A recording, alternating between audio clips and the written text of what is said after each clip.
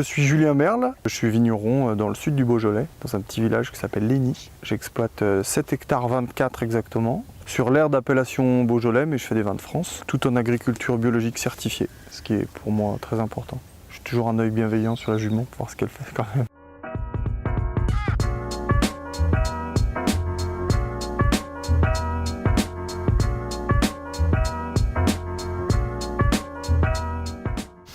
Bonjour à tous, c'est Adrien. Aujourd'hui on se retrouve dans le sud Beaujolais pour partir à la découverte de Julien Merle.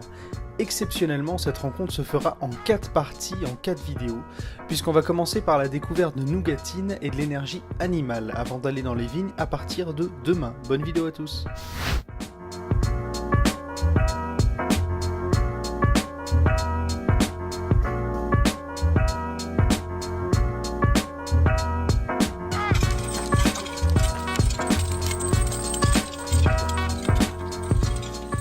Donc il y a 3 ans, on a décidé d'intellectualiser encore plus notre agriculture parce qu'en fait c'est pour nous presque un enjeu politique, l'agriculture biologique. Et puis après est arrivé de façon naturelle presque l'énergie animale. Je ne dis pas l'attraction animale volontairement, je dis l'énergie comme source d'énergie complètement renouvelable et biodégradable. On a rencontré un monsieur formidable qui nous forme et ce monsieur est militant dans ce domaine. Il y a 9% des paysans sur la planète qui détiennent un tracteur. Donc c'est le modèle occidental, et ce qui fait 91% de gens qui n'ont que des animaux ou que leurs mains. Donc en fait, notre agriculture occidentale, elle n'est pas révélatrice de ce qu'est l'agriculture mondiale. Et en plus, si tout le monde embrasse ce modèle économique-là, il se peut bien que la terre, elle ne supporte pas, quoi.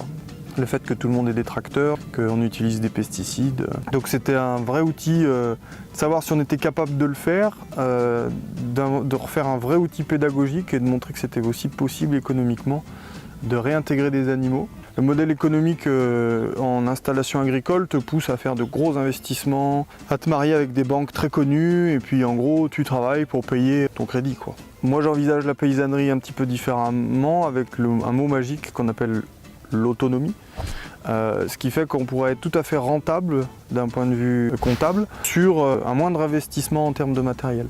Pas de temps, puisqu'en fait c'est une agriculture qui demande énormément de main d'œuvre, mais en termes de matériel. Donc un cheval comme ça coûte 6 000 €, un tracteur d'occasion ou neuf c'est de 50 000 à 100 000 €, donc voilà, ça laisse quand même de belles années d'amortissement en n'ayant qu'un cheval. Et puis après il y a l'aspect agronomique évidemment qui n'est pas à négliger.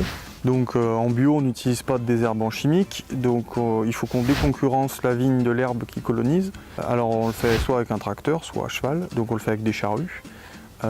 Les tracteurs ont cet inconvénient de tasser énormément les sols, donc ça favorise l'érosion, ça favorise pas pour le coup la biodiversité et la vie dans les sols. Des fois on se pose la question de la pertinence agronomique de faire de la biodynamie et d'avoir d'énormes tracteurs de 6 tonnes qui passent à l'intérieur, quoi. Et le cheval, bon à chaque fois qu'un cheval il fait un crottin, c'est une préparation de biodynamie qui tombe directement dans la vigne, quoi. Il n'y a pas besoin de la préparer celle-ci. Nougatine, elle est là depuis février 2018. Je suis allé la chercher dans un élevage en Franche-Comté, donc c'est une race comtoise. C'est des petits chevaux très rustiques, très économiques, même si elle mange beaucoup là. Le travail des chevaux est dans les lignes très peu traumatique parce qu'on travaille au pas, si possible le plus lent possible. Donc en fait les chevaux peuvent travailler très longtemps. Enfin, la nougatine à 17 ans, elle va pouvoir encore travailler 10 ans, quoi. Et au contraire, elle va entretenir sa musculature, son métabolisme en bonne forme. Puis nougatine aime bien la compagnie, aime bien le travail, aime bien les gens. Donc les chevaux ont un lien vraiment très fort du groupe et ont un lien social. Ils sont contents de participer à la vie de la ferme. C'est d'ailleurs aussi pour ça qu'on est revenu à l'énergie animale, c'est parce que je trouve que la vigne nous a emmenés dans quelque chose dans la monoculture, donc on est devenu des monomaniaques et on a oublié l'entité paysanne et ferme complète, c'est-à-dire avec des animaux dont on s'occupe et pas que du végétal à gérer, on est devenu des techniciens du végétal et moins des paysans.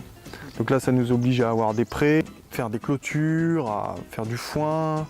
Et par exemple, si on se rapporte au principe de la biodynamie de Steiner, le premier principe qu'il évoque quand il parle de l'agriculture, c'est d'avoir une entité cohérente sur une ferme. Alors on peut faire tous les discours qu'on veut, voilà. On peut pratiquer la biodynamie, mais c'est l'entité ferme qui compte dans sa globalité, à mon sens.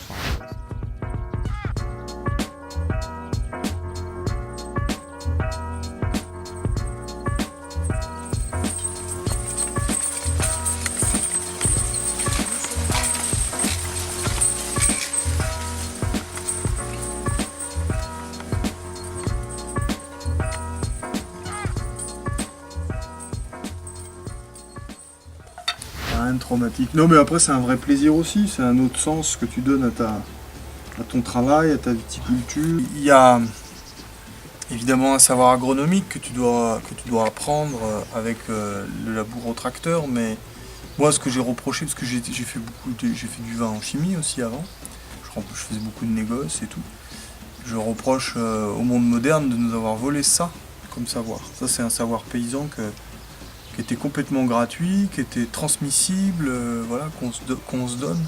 La chimie dans l'agriculture en règle générale, elle nous a interdit de penser par nous-mêmes. C'est-à-dire qu'à chaque fois que tu avais un problème d'oïdium ou de verre de la grappe ou je sais pas quoi, t'appelais le commercial il dit ah mais j'ai une solution, un bidon pour vous quoi. Ta solution c'est t'achètes un bidon très cher, tu l'ouvres, tu mets dans les bidons du tracteur et puis tu vas pulvériser. Et on perd la compréhension.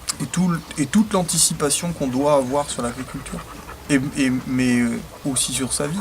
Parce que c'est pas que le vin, quoi. Enfin, la finalité. Pour moi, le vin, c'est jamais une finalité. Ce qui compte, c'est le chemin que tu fais dans ton... Ce qui compte, c'est le chemin que tu fais dans ta philosophie de vie, de vigne. Ouais, tu vois. C'est qu'un prétexte, la vigne, tout ça. C'est un prétexte. Ah, Nougati.